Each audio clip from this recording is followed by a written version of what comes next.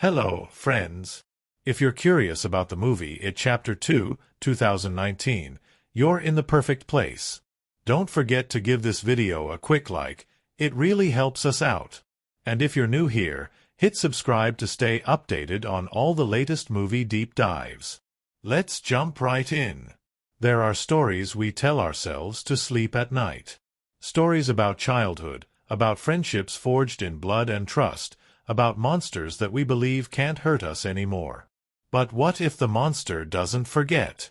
What if it waits, buried under the surface of our lives, smiling in the shadows of our adult routines, whispering from sewers we no longer see? That's the promise, and the terror, of It Chapter 2, the chilling continuation of the Losers Club saga, where memory is not a refuge but a trap.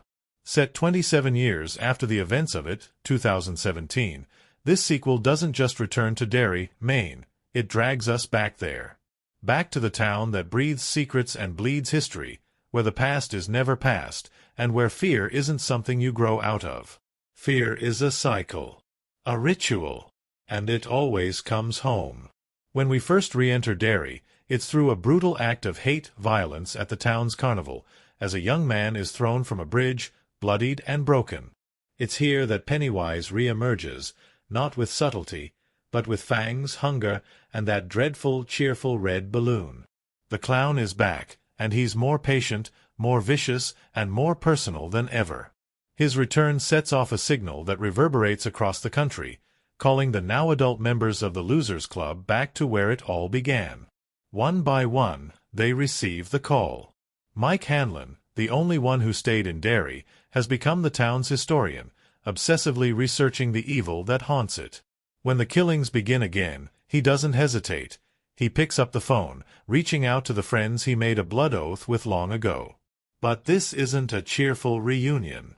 The call is like a trigger, unraveling the carefully constructed lives the others have built. Bill Denbrough, now a successful novelist, still wrestles with guilt over his little brother Georgie's death. Beverly Marsh, no longer the abused girl of her youth, finds herself in an abusive marriage, a haunting echo of the past she thought she escaped. Ben Hanscom has transformed physically, shedding the weight of his childhood, but the emotional scars remain. Richie Tozier masks his fear with sarcasm, now a famous stand-up comic who hides behind his punchlines. Eddie Kaspbrak clings to routine, his hypochondria now tightly wound into his adult life. And then there's Stanley Uris, who receives the call but never makes the journey. His story ends in a bathtub, and the film doesn't flinch from the heartbreak of that silence. From the very beginning, It Chapter 2 weaves memory and trauma into its visual language. As the losers return to Derry, they're not just confronting a killer clown, they're facing the shadows of who they were. The film splinters between timelines, revealing that not all of Pennywise's horrors were seen in the first film. Forgotten moments, suppressed nightmares, and hidden fears rise from the depths of their minds. Childhood isn't left behind. It lingers in hallways, echoes in laughter, and drips from walls in red. The losers must perform a ritual, the ritual of Chud, to destroy it once and for all. But to do so, they must find personal tokens from their pasts, a scavenger hunt that becomes a descent into each member's private nightmare. These sequences form the pulsing heart of the film. Beverly returning to her childhood apartment only to be greeted by a deceptively sweet old woman whose smile slips into something monstrous. Eddie in the decaying pharmacy basement, confronting a leper in a scene that mutates from terrifying to grotesquely comedic. Richie at the old arcade, remembering a moment of rejection that carries new weight. What makes these vignettes so powerful isn't just the horror. It's the emotional undercurrent. The scares aren't just jump tactics. They're metaphors. Every grotesque hallucination, every flicker of Pennywise's painted grin, is rooted in something the characters haven't fully confronted: abuse, guilt, shame, loss, and the deep, aching loneliness of childhood. And Pennywise? He's not the same as before. Bill Skarsgård's performance is once again masterful, but this time the clown feels more deliberate, more manipulative. He speaks with a slithering sweetness, dancing on the edges of their memories. He doesn't just want to scare them. He wants to break them. to feed not only on their fear but on their self-doubt. He's everywhere and nowhere, appearing in reflections, crawling out of shadows, always smiling with that unblinking gaze. There's a scene where he paints his face with blood under a bridge, humming a lullaby to a child before devouring her. It's small, quiet, and devastating, proof that horror doesn't always need spectacle. Yet, for all its darkness, Chapter 2 is also about love. The bond between the losers is the one light that resists the clown's shadow. Their reunion is messy, uncomfortable, but real. There's laughter, vulnerability, reconnection. The Chinese restaurant scene is a standout, starting with nostalgia, ending in chaos, fortune cookies cracking open to reveal not paper, but writhing horrors. But in between, there are toasts and laughter and the subtle realization that what they had was never lost. It just got buried under time. Ben and Beverly's dynamic is particularly poignant. Beverly believes it was Bill who wrote her the love poem she cherished as a girl, but the truth, that it was Ben, simmers under the surface. Their reconnection is a slow burn, tender and uncertain. When she finally sees the truth, it's not played with melodrama but with quiet warmth. The film lets these moments breathe, giving weight to emotional victories in a narrative crowded with fear. And then there's Richie. His arc, reimagined for the film, adds a new dimension. He's funny, brash, but hiding something deep. There are hints, a gaze too long, a memory too painful, until it all comes into focus. Richie is in love with Eddie, something he never says aloud but which colors his every interaction. When Eddie dies in the final battle, the heartbreak in Richie's silence is unbearable. His grief is not loud, it's carved into the wood of the bridge where he once stood with his friend. A name etched beside another. A secret finally spoken, in his own way. The final battle takes place deep in Derry's bowels, inside a cavern where reality twists. Pennywise shifts forms, a giant spider with a clown's face, a manifestation of all their collective fears. The fight isn't just physical. It's psychological.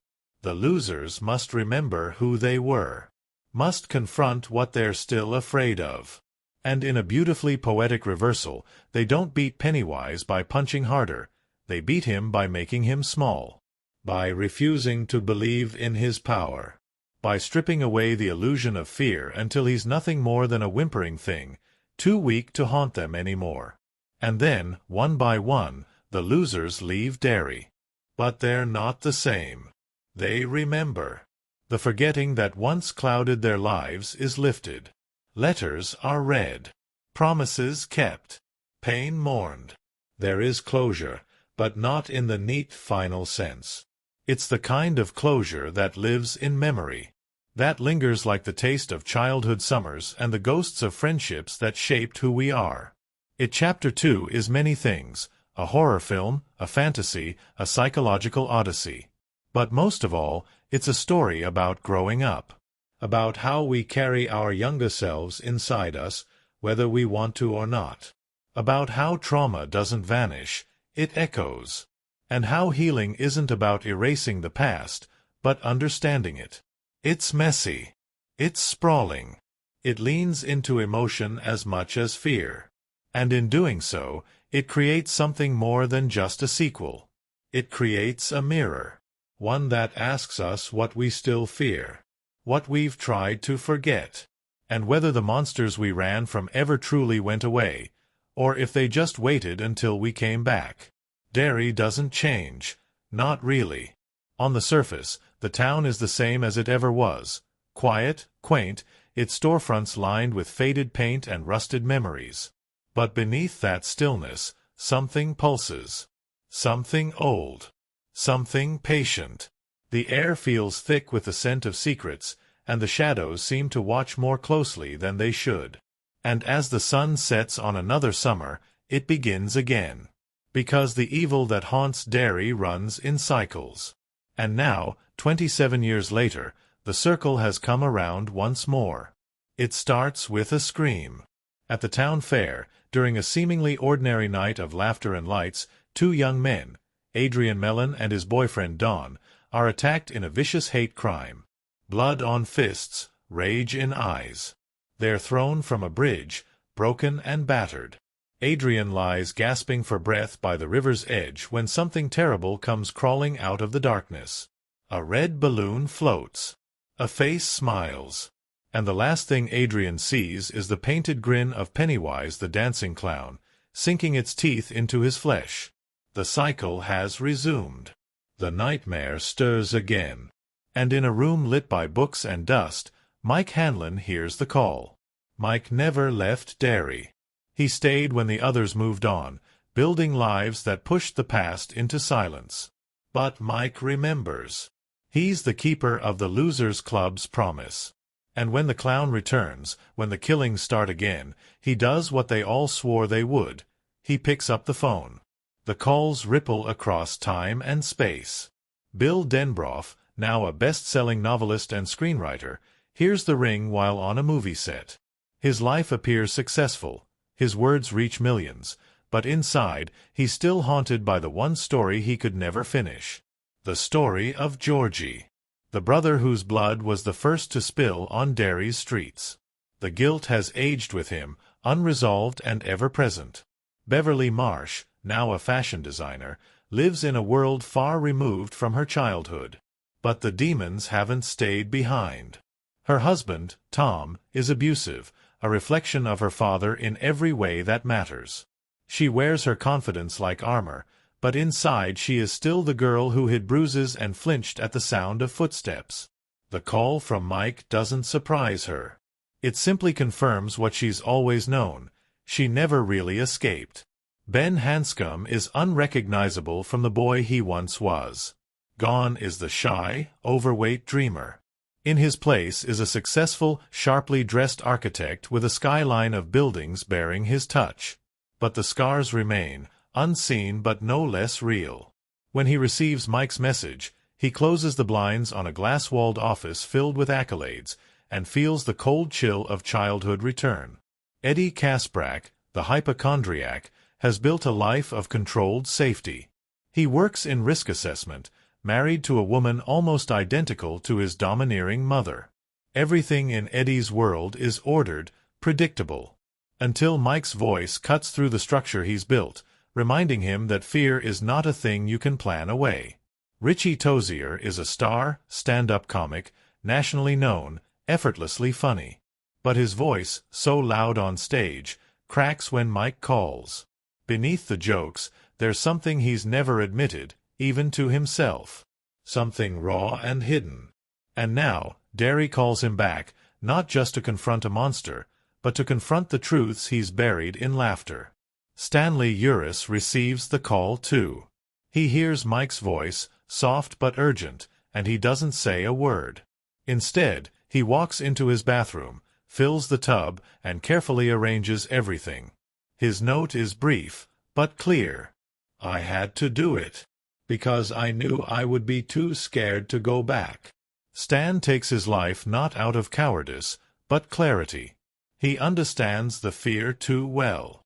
Understands what Pennywise is capable of. And he removes himself from the board in the only way he believes he can. Back in Derry, the surviving six reunite over dinner in a Chinese restaurant. The atmosphere is tentative, nostalgic. Laughter comes quickly, too quickly, as they slip back into old rhythms. Fortune cookies are cracked open. Memories surface. For a moment, it feels like they've regained something they lost. But then the illusions drop. Fortune cookies explode with crawling horrors. Eyeballs, wings, tiny screaming creatures that defy logic. The room twists, reality splinters. And the laughter dies. Pennywise hasn't just returned. He's waiting, watching. And he's already begun to play. Shaken, they stumble out into the night. The spell of forgetfulness that once protected them is lifting, and with it comes a flood of memories, some warm, many harrowing. Mike takes Bill aside. There's more to the story, he says. More to the monster than they understood as children. He tells Bill about the ritual of Chud, an ancient ceremony that might be their only hope of defeating it for good. But to perform the ritual, each of them must retrieve a token from their past, a physical object tied to a powerful memory. Only then can they complete the circle. And so begins the real journey. Each member of the Losers Club sets out on their own, returning to the places that shaped them, that scared them, that still whisper in their dreams. It's not just about objects. It's about confrontation. About facing the parts of themselves they've tried to forget. Beverly returns to her childhood apartment, where a seemingly sweet old woman now lives. The visit begins with awkward charm, a cup of tea, shared memories. But then the woman begins to twitch, to move in unnatural ways. Her voice changes. Her form becomes monstrous, towering, and twisted. Pennywise peers out from photographs and shadows. Bev barely escapes, clutching a treasured poem, the one she always believed came from Bill, but which, we now know, was written by Ben. Richie finds himself back at the town's arcade, reliving a moment when he was young, vulnerable, and rejected. The memory is laced with pain he doesn't fully understand, or perhaps doesn't want to. The clown appears here too, mocking him, playing on fears that go deeper than just death. Eddie returns to the pharmacy where he used to get his inhalers. He slips into the basement, where the air grows thick, the walls damp with rot. A leper attacks him, grotesque and reeking.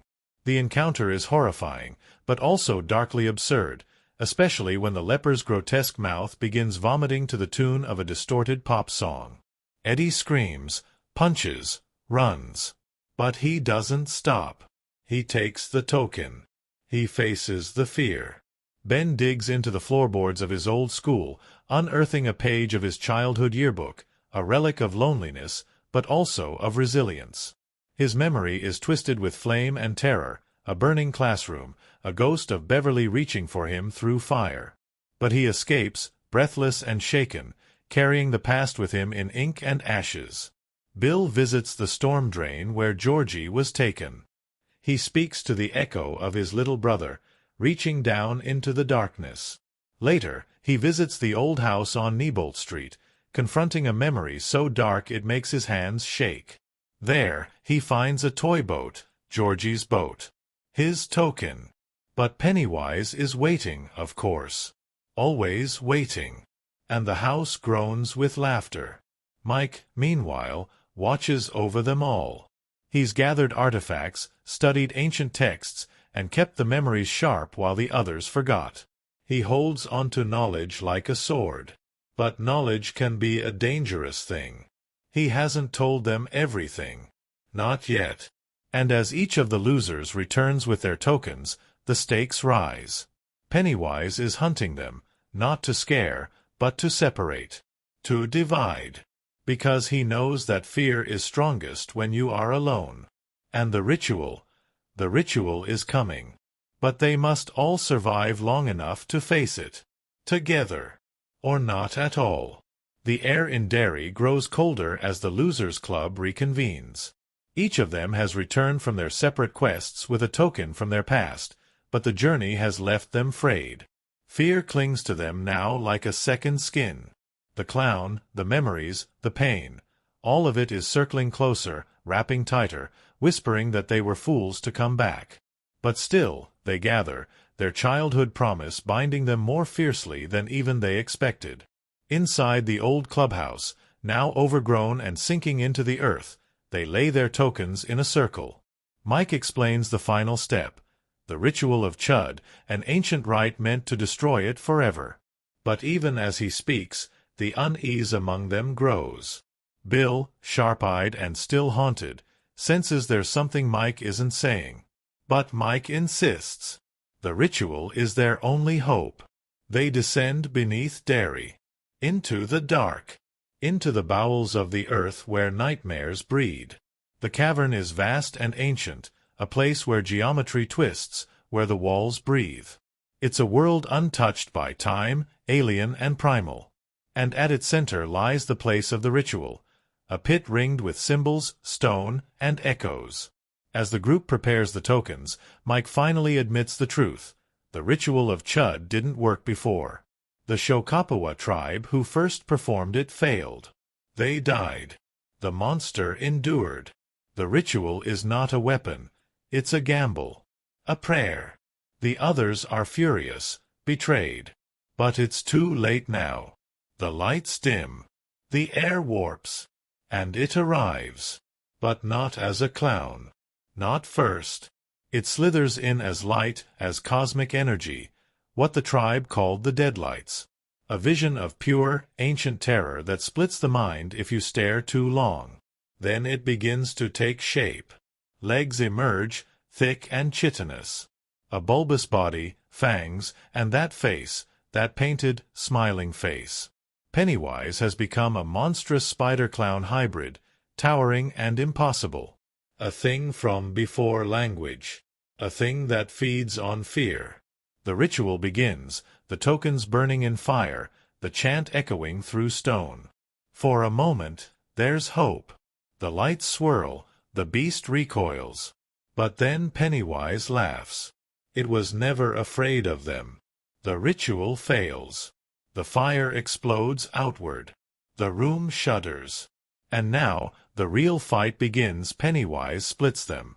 The losers are scattered into their worst fears, each isolated, each forced to confront what has always lingered inside them. Bill is dragged into the basement of his childhood home, where Georgie's ghost waits.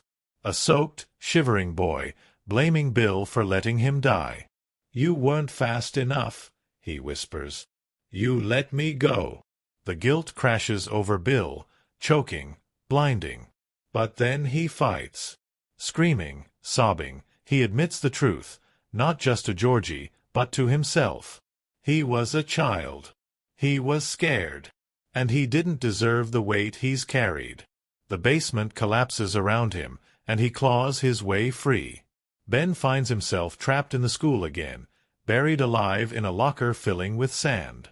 Beverly appears, but it's not really her. It's the illusion of what he never had, love that was never returned. But Ben refuses to accept the lie. He remembers the real Beverly. Remembers who he is now, not who he was. He claws upward, toward the light, refusing to drown in old rejection. Beverly, meanwhile, is submerged in blood, in a bathroom that shrinks and screams around her. Voices of torment echo through the porcelain. Her father, her husband, her inner critic. But then she remembers something stronger, the poem. The words that once made her believe she was more than what they said she was. She recites it now, loud, sure. And the walls stop bleeding. Richie and Eddie face the leper again, its body now more grotesque, its form shifting. Eddie freezes, paralyzed by the same panic that ruled him as a child. But Richie, who has always joked his way through pain, grabs a weapon and swings. He fights back, roaring. And for the first time, Eddie doesn't run. He joins in. They regroup, the losers, scarred but standing. And they fight. The battle is chaos. Pennywise shifts forms constantly. Clown, spider, Georgie, dead friends, twisted memories. The air bends. The ground buckles. But they don't back down. They hit. They scream. They resist. And then Pennywise targets Eddie. He impales him. The laughter stops. Eddie falls, blood spreading across the stone like a blooming flower. Richie screams, drops to his knees. He cradles Eddie, pleading, weeping, broken. And the fight suddenly becomes something else. No longer about survival.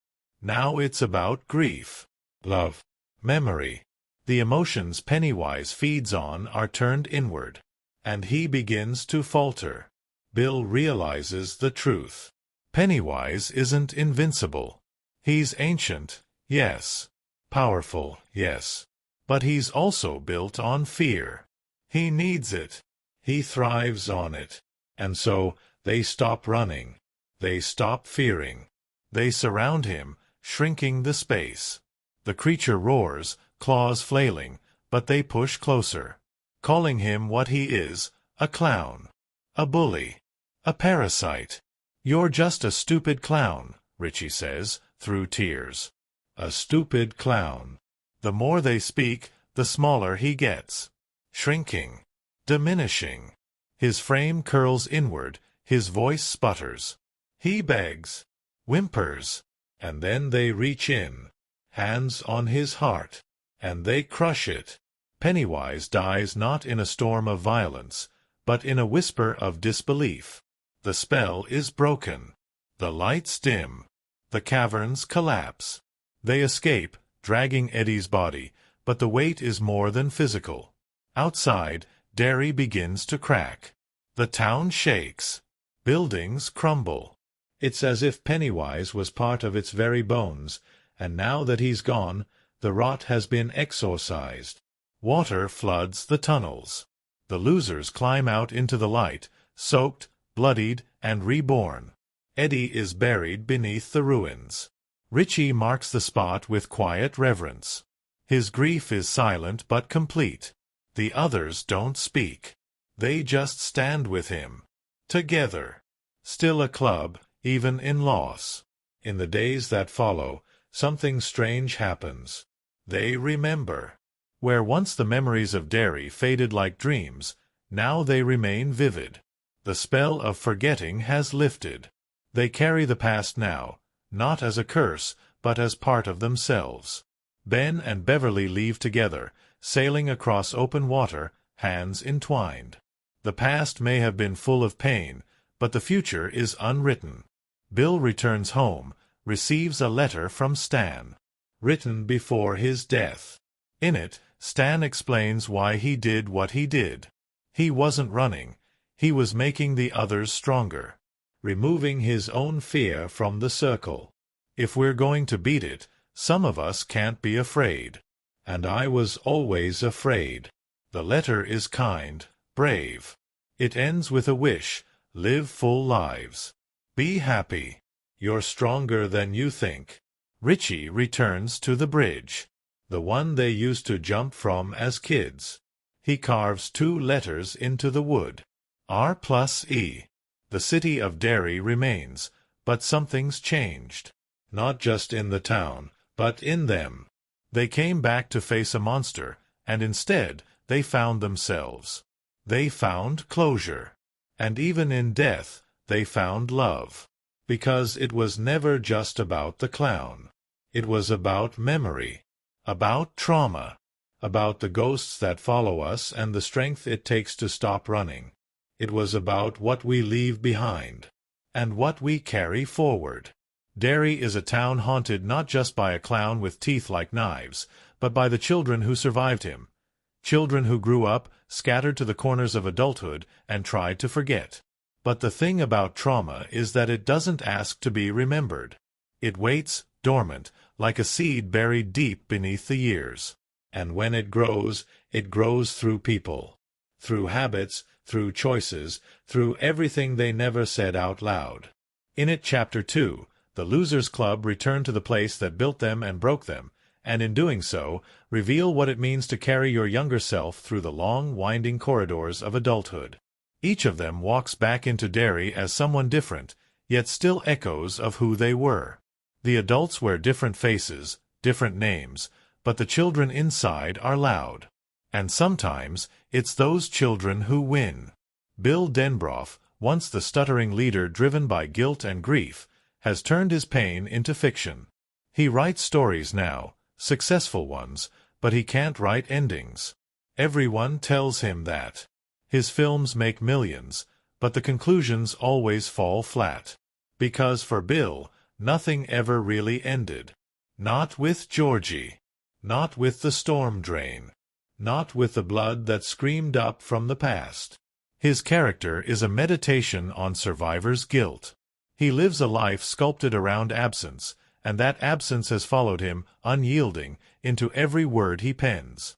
He's brave, yes, but it's not the kind of bravery that thunders. It's the quieter kind. The kind that forces you to walk into a childhood home where the ghosts still talk, and forgive yourself for not saving someone you loved.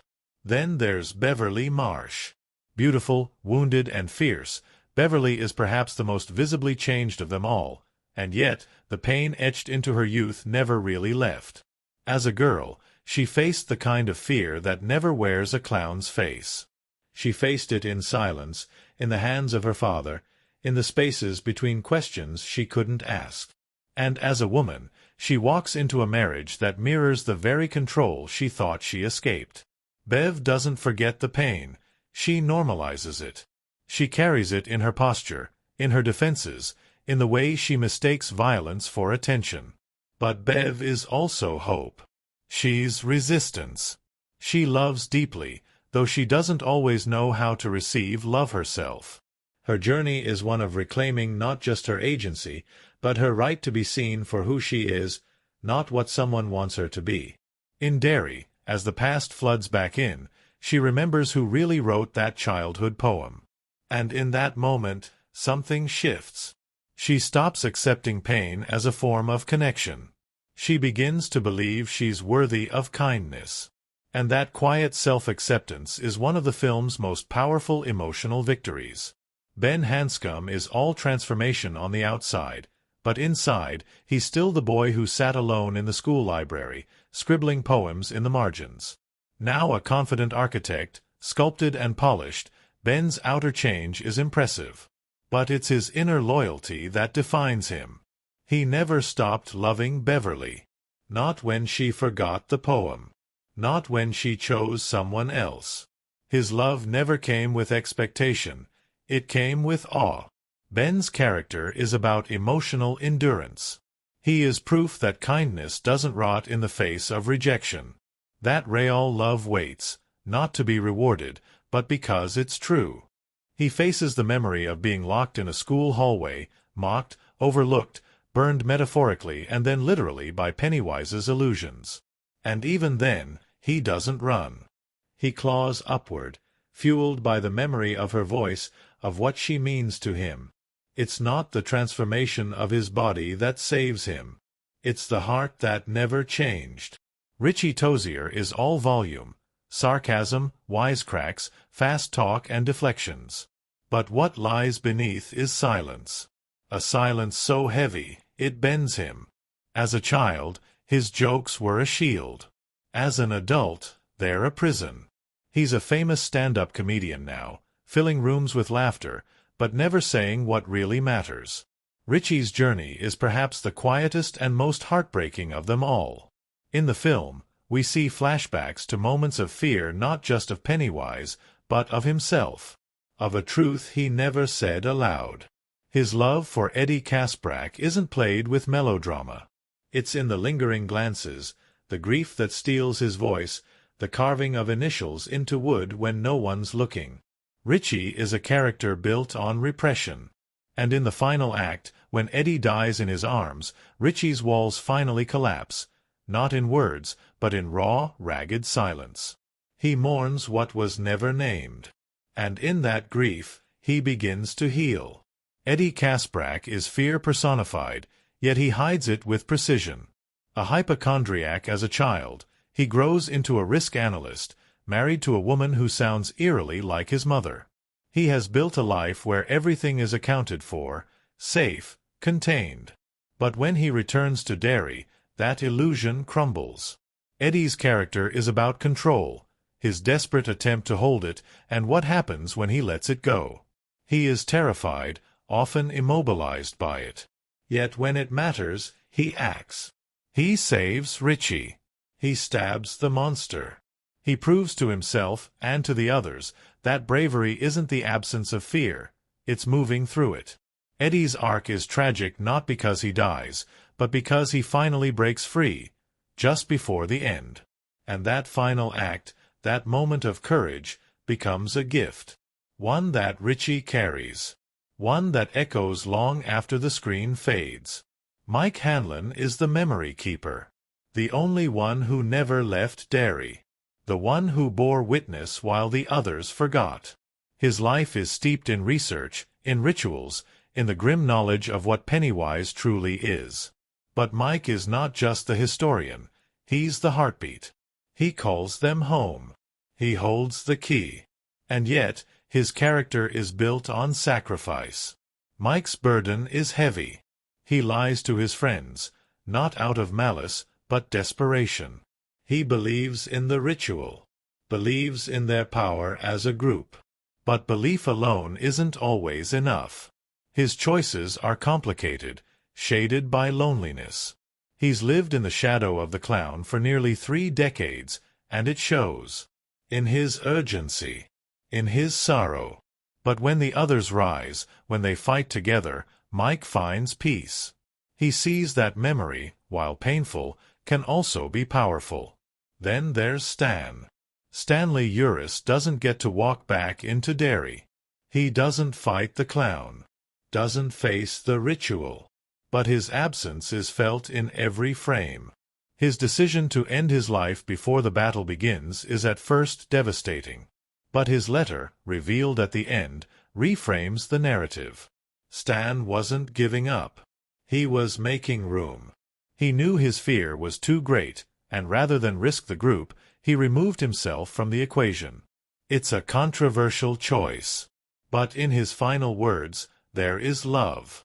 There is clarity. He sees the others as stronger than he ever was. And in that recognition, he gives them something rare, permission to be whole without him. Stan's story becomes one not of failure, but of self-awareness, of letting go with grace. And looming over them all, Pennywise. He is not just a monster in a sewer. He is fear incarnate, shame given teeth, trauma dressed as a clown. Pennywise doesn't just feed on children. He feeds on the things we bury, on secrets, on guilt. His power lies not in his shape, but in what he reflects. He becomes what you most want to forget. A leper, a dead brother, a whisper of inadequacy. And when he speaks, it's never just to frighten, it's to unravel. But what makes it Chapter 2 so deeply resonant isn't just the evil they face, it's the way they face it. Together. The Losers Club, even as adults, are still that ragtag group of misfits who found each other in the ruins of their childhood. They bicker. They tremble. But they never let go. Even when the past claws back. Even when the blood flows. Even when one of them falls. Their strength isn't in their weapons, it's in their bond. Because growing up doesn't mean leaving the past behind. It means learning how to carry it, to hold it without letting it define you. To say, yes, I was afraid, and then, anyway, to go back. Some films are simply made. Others are summoned. Chapter 2 didn't just arrive on screen. It crawled out from the imaginations of filmmakers and actors with shadows still clinging to it. It wasn't a simple sequel, nor just another horror flick. It was the second half of something unfinished, a return to the haunted roots of a town and a trauma that wouldn't stay buried. And behind the crimson balloons and nightmarish illusions, the making of this film holds secrets just as strange and unsettling as the story it tells. Strange in the way only truth can be, those little behind-the-scenes ghosts that never quite made it to the credits, but still whisper if you listen closely. For starters, the adult cast was chosen with eerie precision. Director Andy Muschietti and casting director Rich Delia didn't just look for performers, they hunted for reflections. Distant echoes of the child actors who first brought the Losers Club to life in 2017. James Ransone, Eddie Kaspbrak, looked so uncannily like young Jack Dylan Grazer that the resemblance unsettled even the crew. Jessica Chastain, who took on the role of Beverly Marsh, had already been fan-cast by audiences long before the film was even greenlit. And then there was Bill Hader. Hader, brought in to play the older Richie Tozier, had a strange path to the film. Finn Wolfhard, who played young Richie, had once joked that if the movie ever got a sequel, he wanted Hader to play his older self. That offhand comment became prophecy. But the strange part? Hader had no idea how horror films were made. During an interview, he admitted that he had no idea how visual effects worked. In his first scene with Pennywise, he was so convincingly terrified that Muschietti assumed it was perfect acting, until Hader turned and said, "Was that it? Was the clown really there?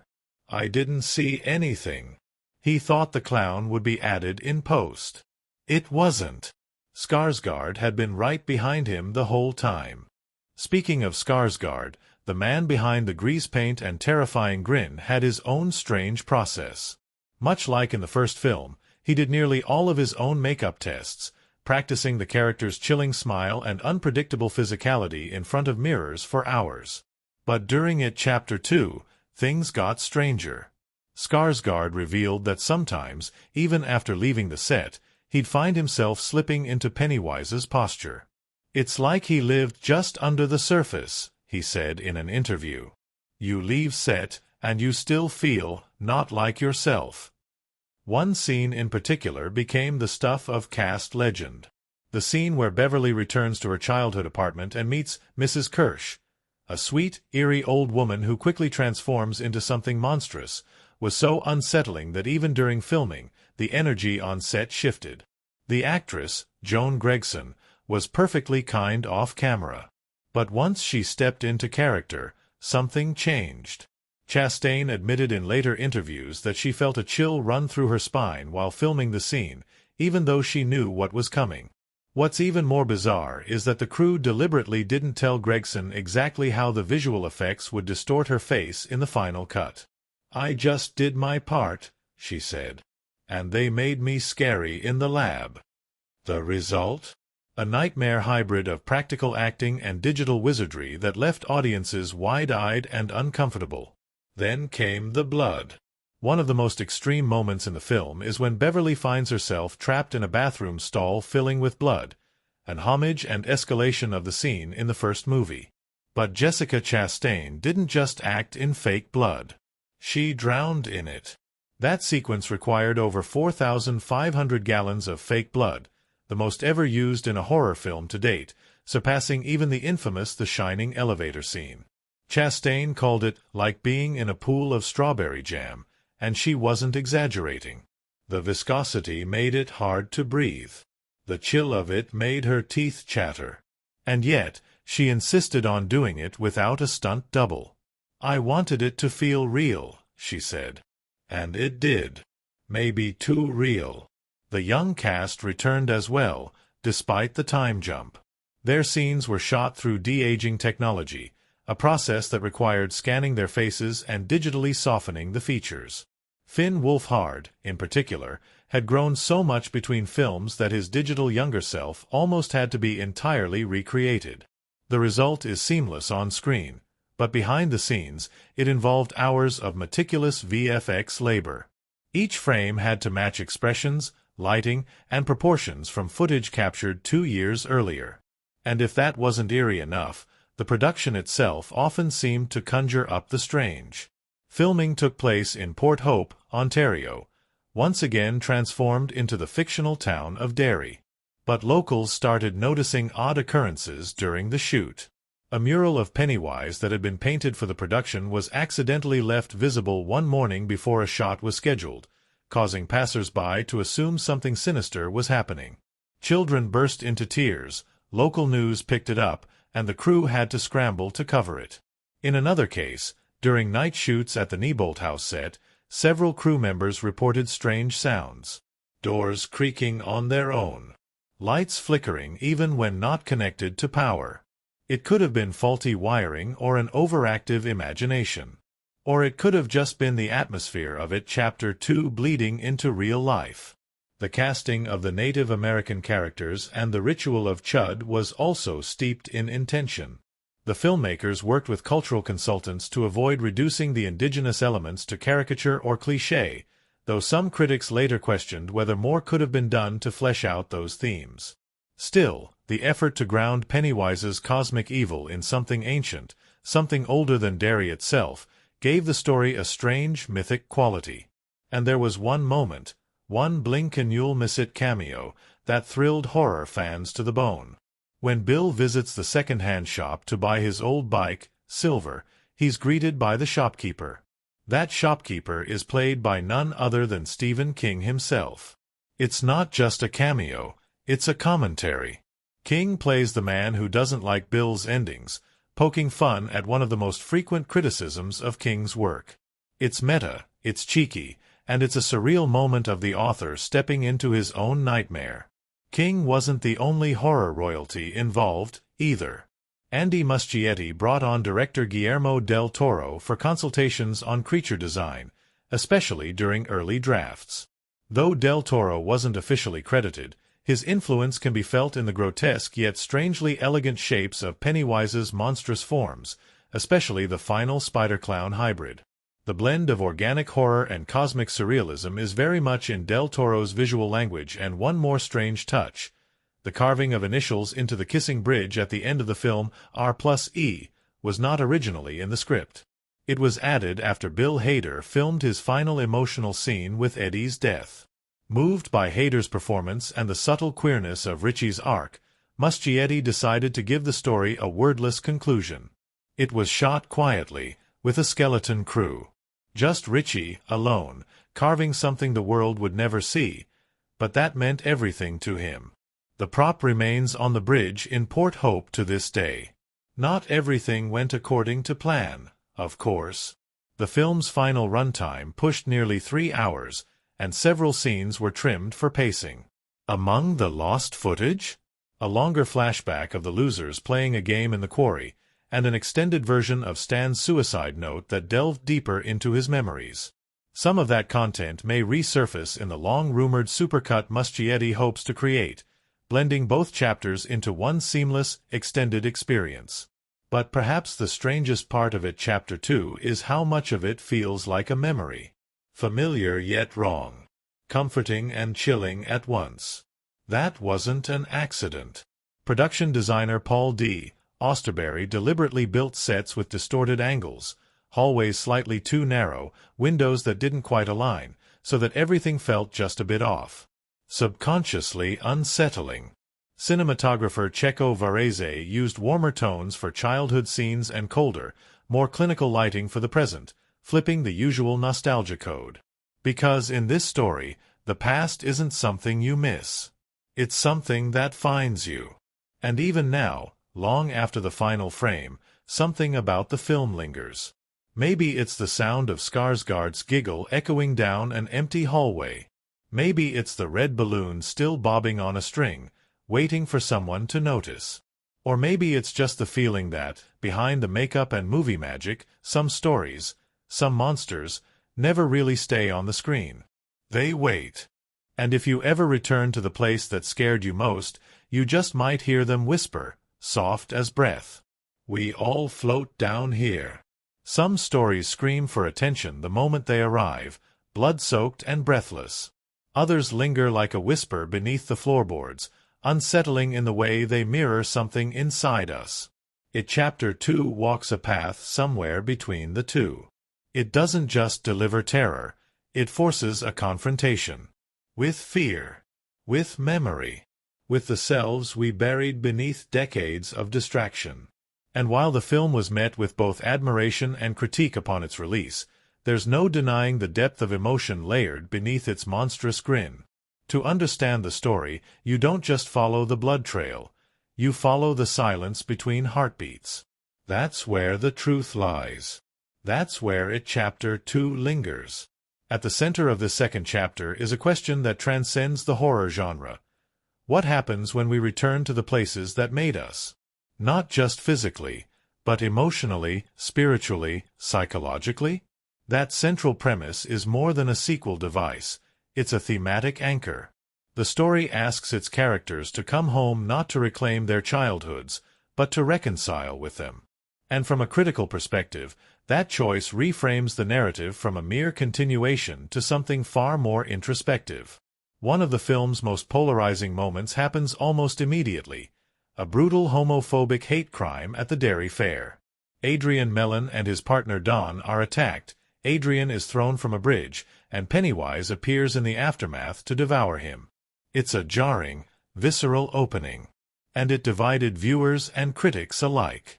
Some lauded the scene for its fidelity to Stephen King's novel and its unflinching portrayal of real-world violence.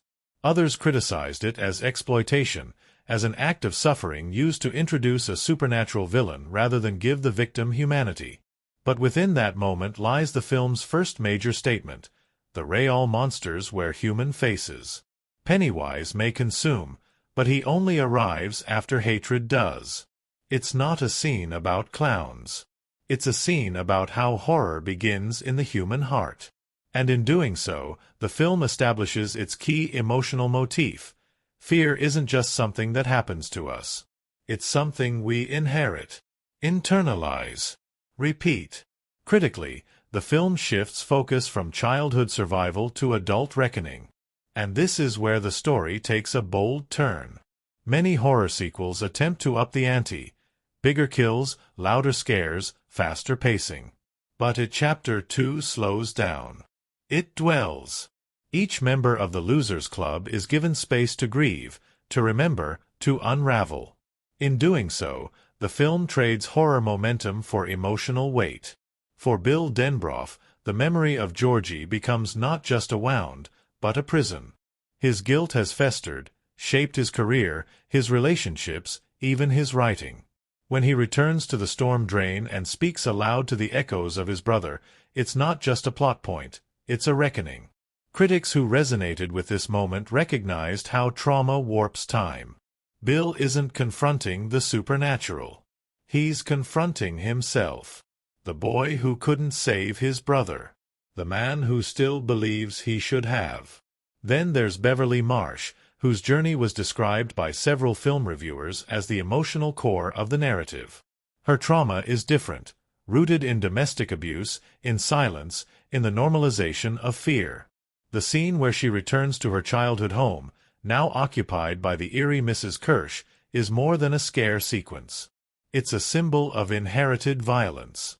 The ghost of her father manifests in flickers of sweetness turned grotesque, kindness twisted into control. From a critical lens, this is where Chapter 2 reveals its true concern, the way trauma becomes architecture, the way it builds itself into the walls we live within. Colleagues praised Jessica Chastain's performance for how she held that contradiction, strength tempered with fragility, confidence eroded by buried fear. Critics noted that while the horror visuals were occasionally overwhelming, the emotional clarity of scenes like this carried more impact than any digital effect. And then there's Richie in perhaps the most unexpected and most quietly devastating character arc. Richie Tozier's journey is reimagined from King's original text. Beneath his endless sarcasm and performative energy is a man hiding not just fear, but love. The film hints, then confirms, that Richie is closeted. His love for Eddie Kaspbrak is never spoken aloud, but it pulses through every look, every panic, every scream. From a critical standpoint, this was one of the film's most profound risks. It doesn't turn Richie's sexuality into spectacle. It lets it exist in glances and grief. Critics who supported the change called it a modern recontextualization of a character once reduced to comic relief. Others felt it was too subtle, too coded, wanting more space for Richie's identity to unfold. But perhaps the film understood something deeper. Sometimes, the things we don't say are the ones that define us. The death of Eddie is a climactic beat not just in the plot, but in the emotional architecture of the film. He dies trying to protect Richie, terrified, yet brave. And in Richie's scream, the dam breaks. What had been deflected with jokes collapses into raw grief. From that point on, Richie's silence says more than his words ever did. He carries Eddie not in memory, but in ritual, etched into a bridge where no one will see, but where he'll always know. Critically, this character pairing gave the film its most emotional resonance. It was unexpected, unspoken, but deeply human. And it allowed the story to shift from horror toward healing. The real climax isn't defeating the monster. It's acknowledging what matters most when the monster is gone. And that monster, Pennywise, is as much metaphor as menace. Bill Skarsgård once again transforms into a creature both absurd and terrifying, his performance praised for how he made fear feel personal. But more than his physicality, critics noted how the film used him. Pennywise is not just a villain. He's a mirror. He becomes what each loser fears most, yes, but more importantly, he reflects what they hate about themselves. This is where the ritual of Chud, the film's most divisive narrative element, becomes critical. Not because of the ritual itself, which some critics called over-explained or needlessly cosmic, but because of its failure. The ritual doesn't work. They try to perform it by the book. They follow ancient instructions. And the clown laughs. Because what defeats Pennywise isn't an artifact or a chant. It's disbelief. It's defiance. In the end, the losers don't kill it with fire. They shrink him. They talk to him like the parasite he is. They call him small, pathetic, unworthy of their fear. And as he diminishes, so does their trauma. From a symbolic perspective, this is the film's most important moment. Fear loses power when you stop feeding it. When you stop running from it. The critics who saw through the creature's CGI shell saw something more profound, a commentary on healing. On the human capacity to redefine the narratives that haunt us. Some reviewers criticized the film for its length, for the pacing that lingered on flashbacks and emotional beats. But for others, that was its strength. Chapter 2 wasn't trying to outdo its predecessor in gore or jump scares. It was trying to finish something it began. Not the fight with a clown, but the story of 7 children learning how to become whole. And that's why Stan's suicide, initially seen as an act of fear, becomes, by the film's end, an act of clarity. In his letter, read aloud as the losers scatter back into the world, Stan reframes his death as a sacrifice. He knew his limits. He knew his fear. And in stepping away, he gave the others the freedom to face what he couldn't. Critics debated this twist, some calling it redemptive, others problematic. But its intention is unmistakable. Not all healing looks like survival. Sometimes it looks like honesty. By the time the credits roll, the Losers Club has dissolved, but not disappeared. Bill finishes a book. Bev and Ben sail off together, not into romance, but into peace. Mike leaves Derry, finally. Richie stands alone at the bridge, carving something private. They've returned. They've remembered. They've chosen to live. And the clown? He's gone. But the film isn't just about defeating evil. It's about naming it, holding it in your hands, and then letting it go. Chapter 2 is imperfect, messy, sprawling, uneven. But so is trauma. So is memory. And in trying to capture that, the film offers something rare in horror, a resolution that doesn't erase the pain but honors it. Critics may disagree on the execution, but few can deny the ambition. This wasn't just a follow-up. It was a farewell. To childhood. To fear. To the things that lurk in the dark. And somewhere in Derry, if you listen closely, you might still hear a laugh. But it's quieter now. Like an echo finally fading. Every film has its blueprint. The script, the cast, the schedule. But the real shape of a movie reveals itself between the lines, in the mess and the magic of making something that didn't exist before. Chapter 2 wasn't just a sequel. It was a reckoning. A return. A second dive into a world where childhood trauma becomes a monster's playground, and memory is both weapon and wound. And behind its shadowy corridors and blood-filled bathrooms was a filmmaking journey as intense, strange, and fascinating as the story itself.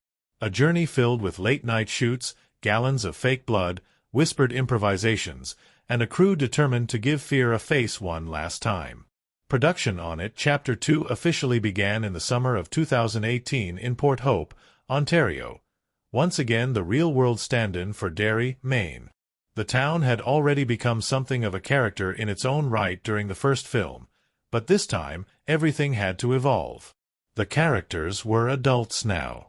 The story darker, more reflective. And so, the town was reshaped, older, quieter, but with hints of something still festering beneath its surface. Signs were aged. Storefronts repainted. Murals touched up to look like they'd survived decades of wear. The illusion was seamless. Locals even began referring to the production as the Derry Ghost Train. rolling in, transforming everything, and then vanishing just as quickly. Director Andy Muschietti returned to helm the second chapter, bringing with him the same eerie, imaginative vision that had made the first film a phenomenon. But now, the stakes were different. Muschietti wasn't just building horror set pieces. He was trying to emotionally unify a two-part epic shot years apart. It wasn't just about scaring people, he said in interviews. It was about finishing what we started, and making sure it hurt in the right places. That meant reuniting with the original child actors, many of whom had grown noticeably since the first film. To maintain continuity, the production relied on de-aging technology and voice modulation. The VFX teams worked tirelessly, smoothing out jawlines, tweaking pitch, and digitally adjusting height. But even with those tools, the heart of the performances remained untouched. The young cast slipped effortlessly back into their roles, their chemistry still electric, their fear still real. Parallel to them, the adult cast stepped in to inherit those emotional footprints. Casting the Adult Losers Club was one of the most closely watched processes of the entire production. Fans had been fantasy casting the roles since 2017, and remarkably, the filmmakers leaned into it. Jessica Chastain, who played Beverly Marsh, had already worked with Muschietti on Mama. She was the fan favorite, and once offered the role, she didn't hesitate. James McAvoy signed on to play Bill Denbrough, bringing with him a fierce intensity and a deep understanding of trauma. And then came Bill Hader. Hader was cast as Richie Tozier in what would become one of the film's most celebrated performances. Known primarily for his comedic timing, Hader brought a vulnerability to Richie that caught many by surprise. What few people knew at the time was that Hader was genuinely scared during many of his scenes. "I'm not a horror guy," he confessed. "I kept asking, is the clown going to be in the scene with me?" Often, the answer was yes. Hader's first real encounter with Bill Skarsgård in full Pennywise makeup wasn't in rehearsal, but on camera. His terrified reaction? Completely genuine. Speaking of Skarsgård, his transformation into Pennywise remained one of the most technically and emotionally demanding parts of the production. While much of the makeup was practical, painstakingly applied prosthetics, contact lenses, and that iconic wig, Skarsgård brought his own physical gifts to the role. His ability to move his eyes independently, the exaggerated lip twitch, the drool. None of that was added in post. It came from him. "It's like the character lives in my face," he once joked. Between takes, though, Skarsgård was quiet, friendly, almost shy. The crew nicknamed him the off-duty clown. One particularly memorable moment came during the filming of the scene where Pennywise entices a little girl beneath the bleachers. The young actress, Ryan Kiera Armstrong, was understandably nervous about working with Skarsgård in full costume. To help ease the tension, he spoke to her beforehand, softly, gently, reassuring her that he was just playing pretend. But once the cameras rolled, something shifted. Skarsgård's voice dropped. His eyes locked onto hers, and the smile twisted. The resulting scene was so effective, so genuinely unsettling, that the crew fell silent. "It was like watching fear being born," one crew member said. The practical effects team had their own share of surreal moments. The Chinese restaurant scene, where fortune cookies unleash a barrage of bizarre creatures, required a combination of animatronics, puppetry, and CGI. Each monster, an eyeball with spider legs, a baby's head with insect mandibles, was crafted by the visual effects team with input from Muschietti, who reportedly sketched several of the designs himself. The scene's chaos was so elaborate that it took multiple days to film, with each cracked cookie being a prop switch timed perfectly to actor reactions. But if there's one scene that tested every department's limits, it was the infamous bathroom blood flood. That meant reuniting with the original child actors, many of whom had grown noticeably since the first film. To maintain continuity, the production relied on de-aging technology and voice modulation. The VFX teams worked tirelessly, smoothing out jawlines, tweaking pitch, and digitally adjusting height. But even with those tools, the heart of the performances remained untouched. The young cast slipped effortlessly back into their roles, their chemistry still electric, their fear still real. Parallel to them, the adult cast stepped in to inherit those emotional footprints. Casting the Adult Losers Club was one of the most closely watched processes of the entire production. Fans had been fantasy casting the roles since 2017, and remarkably, the filmmakers leaned into it. Jessica Chastain, who played Beverly Marsh, had already worked with Muschietti on Mama. She was the fan favorite, and once offered the role, she didn't hesitate. James McAvoy signed on to play Bill Denbrough, bringing with him a fierce intensity and a deep understanding of trauma. And then came Bill Hader. Hader was cast as Richie Tozier in what would become one of the film's most celebrated performances. Known primarily for his comedic timing, Hader brought a vulnerability to Richie that caught many by surprise. What few people knew at the time was that Hader was genuinely scared during many of his scenes. "I'm not a horror guy," he confessed. "I kept asking, is the clown going to be in the scene with me?" Often, the answer was yes. Hader's first real encounter with Bill Skarsgård in full Pennywise makeup wasn't in rehearsal, but on camera. His terrified reaction? Completely genuine. Speaking of Skarsgård, his transformation into Pennywise remained one of the most technically and emotionally demanding parts of the production. While much of the makeup was practical, painstakingly applied prosthetics, contact lenses, and that iconic wig, Skarsgård brought his own physical gifts to the role. His ability to move his eyes independently, the exaggerated lip twitch, the drool. None of that was added in post. It came from him. "It's like the character lives in my face," he once joked. Between takes, though, Skarsgård was quiet, friendly, almost shy. The crew nicknamed him the off-duty clown. One particularly memorable moment came during the filming of the scene where Pennywise entices a little girl beneath the bleachers. The young actress, Ryan Kiera Armstrong, was understandably nervous about working with Skarsgård in full costume. To help ease the tension, he spoke to her beforehand, softly, gently, reassuring her that he was just playing pretend. But once the cameras rolled, something shifted. Skarsgård's voice dropped. His eyes locked onto hers, and the smile twisted. The resulting scene was so effective, so genuinely unsettling, that the crew fell silent. "It was like watching fear being born," one crew member said. The practical effects team had their own share of surreal moments. The Chinese restaurant scene, where fortune cookies unleash a barrage of bizarre creatures, required a combination of animatronics, puppetry, and CGI. Each monster, an eyeball with spider legs, a baby's head with insect mandibles, was crafted by the visual effects team with input from Muschietti, who reportedly sketched several of the designs himself.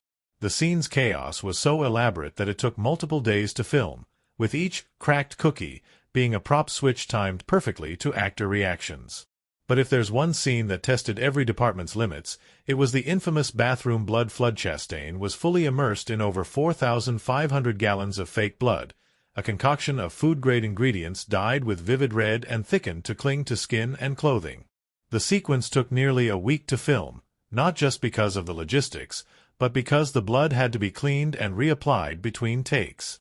Chastain wore a diving suit underneath her costume and trained in breath-holding techniques beforehand. "It was intense," she said, "but also kind of beautiful, like drowning in a nightmare made of color." The emotional sequences, though, were often the most challenging. During Eddie's death scene, Jack Dylan Grazer, his younger counterpart, visited the set. Watching Hader cradle James Ransone in grief reportedly moved several crew members to tears. The performance was so raw that Muschietti extended the take, letting the silence stretch. Hader didn't say a word. He just breathed, held on, and the camera stayed with him. That grief carried into one of the film's final scenes, Richie carving R+E into the bridge. That moment wasn't in the original shooting script. It was added late, after Muschietti and Hader discussed the implications of Richie's love for Eddie. They didn't want a grand declaration. Just something true. Something private. Hader requested a closed set for the shoot. No dialogue. Just him, the knife, and the wood. The initials remain on that bridge in Port Hope today, a real-world echo of a fictional heartbreak. Post-production on it, Chapter 2, was a mammoth task. The film's visual effects included everything from de-aging to dream sequences to full-blown creature transformations. The final battle with Pennywise required layers upon layers of design. His spider form alone took months of modeling and rendering. And yet, Muschietti insisted that the fear always remain rooted in character. "The effects are just the paint," he said. "The performances are the canvas." Composer Benjamin Wallfish returned to craft the film's score, building on themes from the first chapter while deepening them for the adult characters. Each member of the Losers Club had a musical motif, subtle changes in key and instrumentation that evolved as the story unfolded. Richie's theme, for instance, began playful, but slowly became more melancholic. Beverly's incorporated fragmented piano notes, echoes of something once whole. As the release date approached, the marketing campaign leaned heavily into nostalgia and symmetry. Trailers were cut to mirror the structure of the first film. Posters showed the red balloon, but now with weathered hands. And the tagline said it all: "It ends."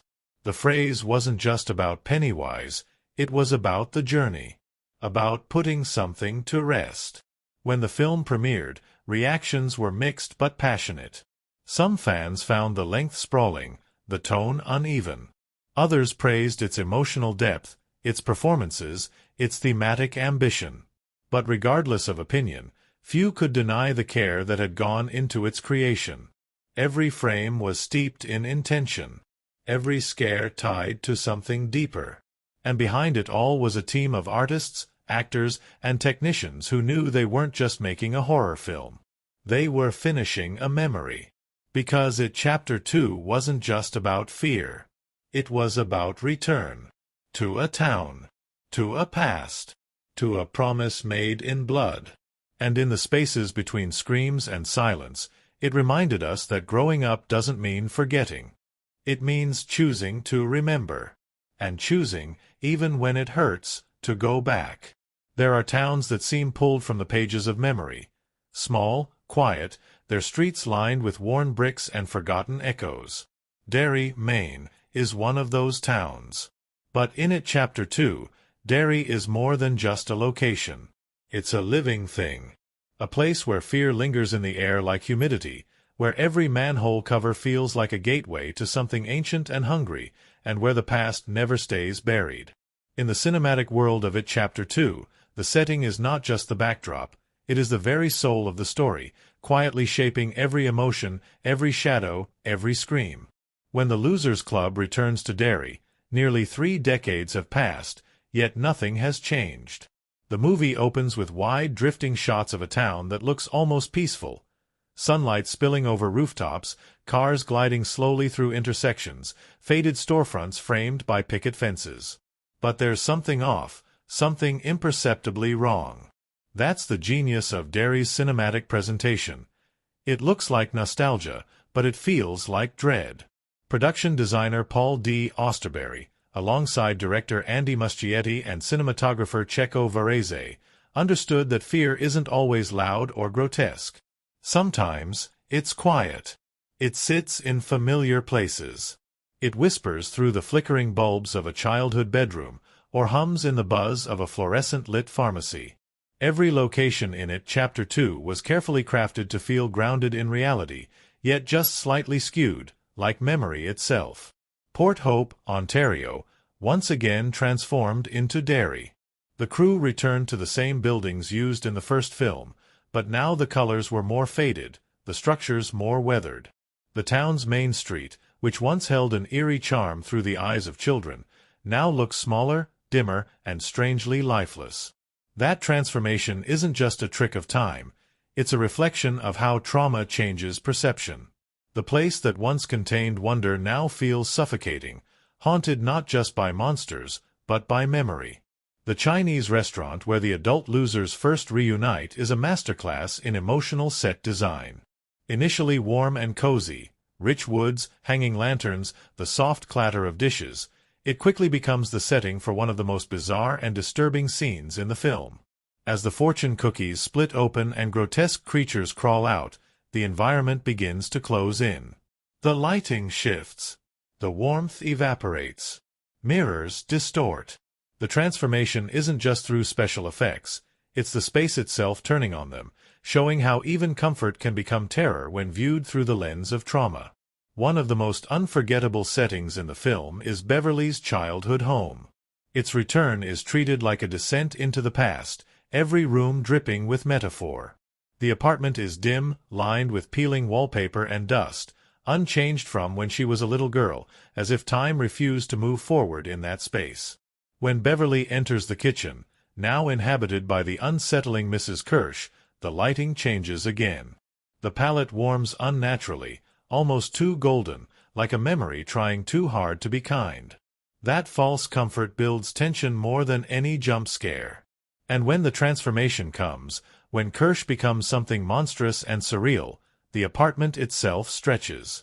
Ceilings grow taller. Shadows deepen. The familiar becomes alien. It's not just a scare, it's a cinematic unraveling of Beverly's past, her trauma made spatial and tangible.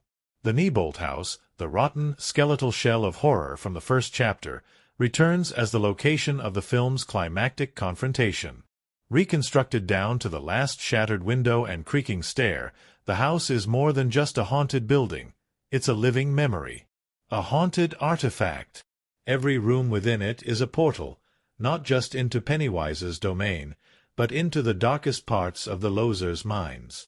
The staircases seem to spiral endlessly. The walls bend inward. It's a place that doesn't obey the rules of physics or logic. It obeys fear. The way the camera moves within the Neibolt house, slow dolly shots, sudden whip pans, oppressive overhead angles, mirrors the feeling of being trapped inside your own nightmares. But perhaps the most visually and thematically significant setting lies far beneath Derry, in the ancient caverns where the ritual of Chud is performed. These subterranean chambers were designed to look mythic and otherworldly, with glowing rock patterns, impossibly high ceilings, and angular structures that suggest a civilization long forgotten. It's where the story leaves realism entirely and plunges into the spiritual and the symbolic. The ritual chamber becomes a visual metaphor for the subconscious mind, a place where fear must be faced directly, where shadows take shape and scream back. The use of light and shadow across all these settings plays a subtle, crucial role in maintaining the film's uneasy mood. Cinematographer Checo Varese opted for naturalistic lighting in daytime scenes, often letting harsh sunlight cast long shadows across the characters' faces. The effect is disorienting. Light should feel safe, but in Derry, it reveals too much. At night, the lighting becomes expressive, drenched in deep reds and sickly greens. Pennywise's lairs glow with a pulse, as if the walls are breathing. The color red, his signature, appears in scattered, quiet details, a balloon reflected in a puddle, a smear on a mirror, the lining of a coat. It becomes a visual language of threat, whispering that danger is never far. One of the film's most unsettling sequences is the scene under the bleachers, a location seemingly safe, familiar, even boring. But the way it's shot, with long takes, slow movements, and soft echoes of a carnival nearby, transforms it into a place of dread. The bleachers become a tunnel. The shadows beneath them seem to crawl. And when Pennywise appears, his voice soft, inviting, the setting betrays its innocence. It becomes a trap. The simplicity of the location makes the horror sharper. Cinematically, Chapter 2 uses framing to isolate its characters. Often, the camera places them in the bottom third of the frame, surrounded by negative space. In the Chinese restaurant, the losers are boxed in by windows that reflect distorted versions of themselves. In the hotel where they stay, long hallways stretch behind them, always suggesting something just out of view. During moments of emotional confrontation, Like Bill returning to the storm drain, the camera pulls back, distancing us. The space around him becomes a character in its own right, bearing silent witness to his guilt. When the film dives into memory, the aesthetic shifts. Flashbacks are marked by warmer lighting, shallower depth of field, and smoother camera movement. But these sequences are never comforting. There's always something slightly off. A sound that lingers too long. A light flickering in the corner. It's a technique borrowed from dream logic, where everything seems normal until you realize nothing is. The film also plays with vertical space. There's a repeated use of height and descent, characters falling through floors, climbing stairs, crawling into basements. This is not accidental. It's a metaphor for returning to the roots of trauma. The physical act of descending reflects the emotional journey they must take, down into memory, into the past, into the self. And when they rise, literally emerging from the caverns in the final act, it's more than escape. It's rebirth. Sound design enhances every setting. In Derry, ambient noise is never just background, it's texture. The distant rumble of sewers. The whisper of leaves. A drip echoing through a pipe. Each location has its own soundscape. The Neibolt house creaks and groans like it's in pain. The underground chambers hum with a low, inhuman frequency. And when Pennywise appears, his presence is marked by distortion, a sound just beneath hearing, like breath on the back of your neck. Even the costumes work with the setting to deepen mood. The adult losers often wear muted colors, as if drained by life. In contrast, Pennywise's costume remains unchanged, a relic out of time, all ruffles and rot. In pristine locations, he stands out like a stain. In decaying places, he blends in like mold. His design never adapts to the setting. The setting adapts to him. In the final act, when Pennywise is reduced, shrunk by the loser's defiance, the space around him changes. The once expansive ritual chamber becomes tighter, smaller. The walls close in. Light floods the darkness. And the film uses this spatial contraction to mirror emotional triumph. The monster doesn't just shrink in size. He shrinks in power, in presence. And the setting, which once echoed with fear, becomes silent. By the time the film ends, Derry itself feels different. The town, once cold and gray, is bathed in golden light. The hotel where the losers stayed is brighter. The bridge where Richie carves his secret is still, but no longer haunted.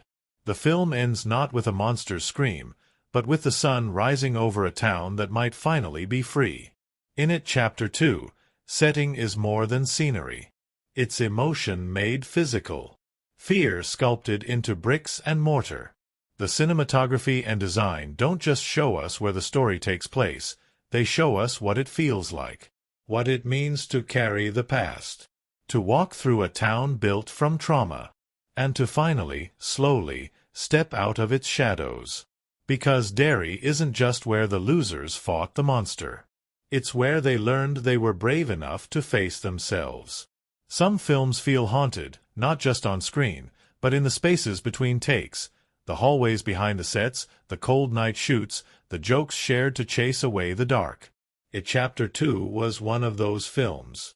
A movie about confronting fear, memory, and childhood wounds couldn't help but bring a strange, emotional gravity to its production. But it wasn't all gloom and shadow. Behind the lens of Derry's dim streets and Pennywise's menacing smile was a cast and crew held together by laughter, late-night bonding, and a surprising amount of heart. The movie may have terrified millions, but behind the scenes, something more tender unfolded, one take at a time. The set of it, Chapter 2, was a meeting of generations. The original Young Losers Club, who'd grown up together making the first film, returned not as leads but as memories, flashbacks, reflections. Meanwhile, a new ensemble stepped in to carry their characters into adulthood. Jessica Chastain, James McAvoy, Bill Hader, Isaiah Mustafa, Jay Ryan, James Ransone. It could have felt disjointed. But it didn't. Because from day one, The two casts connected like old friends rediscovering one another. The filmmakers intentionally brought the old and new losers together long before filming began. There were dinners, script readings, even a few unscheduled hangouts at the hotel bar. They shared stories, imitated each other's quirks, studied mannerisms. Bill Hader and Finn Wolfhard became a walking comedy duo, constantly riffing on one another. Hader even joked that Finn was his cooler younger self, while Finn called Hader his future with anxiety and better hair. This effort to bond wasn't just for fun, it mattered. The performances needed to reflect continuity, a seamless bridge between young and old. Jay Ryan, adult Ben, spent time watching Jeremy Ray Taylor's scenes, noting his quiet pauses, the way he held his shoulders, how he looked at Beverly. Jessica Chastain, in turn, reached out to Sophia Lillis, asking questions about Beverly's inner world. What moments had stuck with her, what haunted her version of the character most. But if there was one actor who quietly stole every day behind the scenes, it was Bill Skarsgård. Off-camera, Skarsgård was warm, unassuming. He kept mostly to himself, often buried in headphones or sipping coffee in a corner. But when he became Pennywise, something shifted. The transformation wasn't just physical, it was total. It was like watching someone get possessed, one crew member said. 1 minute, he was shy. The next, he was drooling and levitating. That transformation, aided by hours of makeup and costume work, was so effective that many cast members requested not to rehearse scenes with Skarsgård in full costume. They wanted their fear to be real. One now legendary moment occurred during a rehearsal with James McAvoy. The two were blocking a confrontation scene, and Skarsgård asked to try something. Without warning, he launched forward, unblinking, his grin stretching too wide, his voice turning low and wet. McAvoy flinched so hard he dropped his prop and burst into nervous laughter. "Okay," he said, breathing heavily. "Don't do that again until we're rolling."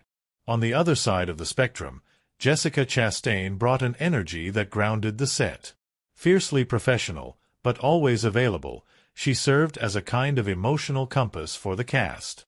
During the filming of Beverly's blood-drenched bathroom scene, an experience that required her to be submerged in thousands of gallons of syrupy red fluid, she never once asked for a double. "I want this to feel real," she said. "Even if I'm drowning in cherry cough syrup." She wasn't exaggerating. The blood was cold, sticky. It clung to skin like glue. After each take, Chastain had to be scrubbed down, warmed, redressed, and prepped again. The crew began affectionately calling her the Red Queen during those days. She took it in stride, laughing as she shuffled across set in slippers, her hair dyed pink from the dye. But the real heartbeat of the set was the unlikely duo of Bill Hader and James Ransone. The two shared an electric chemistry on screen, and an equally chaotic friendship off it. From the first table read, they clicked. Ransone's sarcastic edge played perfectly off Hader's dry wit. They constantly improvised between takes, riffing on everything from 80s cartoons to horror movie tropes. At one point, they started a game where they'd sneak bizarre phrases into their scenes just to see if Muschietti noticed. "Don't poke the possum" was Hader's favorite. It made it through 2 takes before the director burst out laughing. And yet, despite the jokes, their shared scenes carried some of the film's deepest emotional resonance, especially Eddie's death. The moment where Richie screams, cradling his fallen friend, was shot late at night, on a closed set. Hader asked for minimal crew. Just him, Ransone, the camera, and silence. The emotion you see in that scene isn't acting. It's love. Real, raw love. The kind that doesn't need explanation. Off-camera, the production wasn't without its challenges. Weather was unpredictable. Many of the outdoor scenes were shot in the tail end of summer, and sudden thunderstorms often rolled through Port Hope, delaying key moments. The Dairy Carnival set, complete with a functioning Ferris wheel and dozens of working booths, had to be built, dismantled, and rebuilt again due to unexpected flooding. But the crew adapted. Extras would huddle under tents. Actors rehearsed in the rain. And when the skies cleared, the lights came back on, and Derry lived again. One of the more surreal moments came during the bleacher scene with young actress Ryan Kiera Armstrong. The scene was supposed to be terrifying, Pennywise luring a girl under the bleachers with gentle words and a red balloon. But Armstrong was so unbothered by Skarsgård's makeup that she kept laughing between takes. At one point, she asked if she could touch his fake teeth. "They're not fake," Skarsgård deadpanned. "I just floss with nightmares." The crew created little rituals to keep the energy light. Every Friday was Pennywise Potluck, where a different department brought themed snacks, balloon cupcakes, clown cookies, red velvet everything. One day, someone brought a cake shaped like Georgie's paper boat. It sank in red gelatin, and no one could bring themselves to eat it. Director Andy Muschietti, known for his quiet intensity, kept a small sketchbook with him at all times. Between takes, he'd sit on apple crates, doodling ideas, creatures, camera setups, emotional arcs. The book became something of a sacred object on set. Actors would peek at the pages, amazed at how much of the film lived in ink before it lived on screen. Post-production held its own stories. The editing room became a sanctuary of trial and discovery. Scenes were shifted. Music cues adjusted. The ritual of Chud, initially shot in more linear detail, was partially restructured to better mirror the fractured nature of memory. Composer Benjamin Wallfish worked closely with Muschietti to score not just the horror, but the hope. For Richie's final scene at the bridge, the music fades into something almost invisible, a piano note held too long, a string barely touched.